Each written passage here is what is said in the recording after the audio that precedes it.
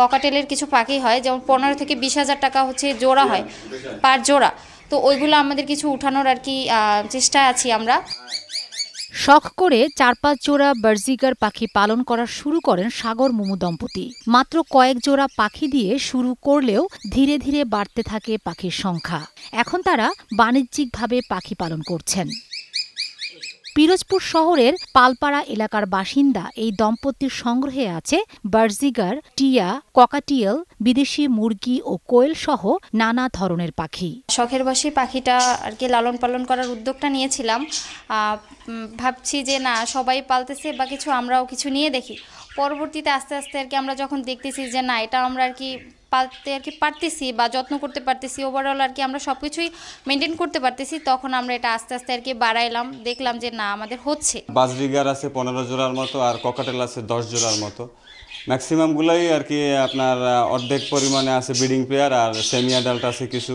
স্বামী স্ত্রী দুজনেই চাকরির পাশাপাশি সময় করে পাখিদের দেখভাল করেন। ইতোমধ্যে নবীন উদ্যোক্তা হিসেবেও পেয়েছেন স্বীকৃতি। কিছু বিক্রি করছি আপনার কিছুদিন আগে, আর মাঝে মাঝে আমার বাসায় ক্রেতা আসে। তারপরে হলো কি আমার ফেসবুক পেজ আছে, ইউটিউব চ্যানেল আছে, এগুলোর মাধ্যমেই আমি আর কি পাখি ক্রয় বিক্রয় করি। শখের বশে পাখি পালন শুরু করলেও এখন প্রতি মাসে পাখি দিয়েই 20 থেকে 25,000 টাকা আয় হয় বলে জানালেন এই দম্পতি। জবের পাশাপাশি এটাকে ভাবলাম যে বাড়তি একটা আয়ের সুযোগ আমরা এটা দিয়ে পাই কিনা।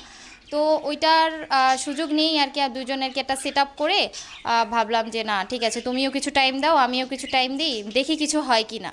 তো এখন আলহামদুলিল্লাহ আমাদের ভালোই পাখি আছে বা কিছু, আর সামনে ইনশাল্লাহ আরও বাড়াবো, চেষ্টায় আছি।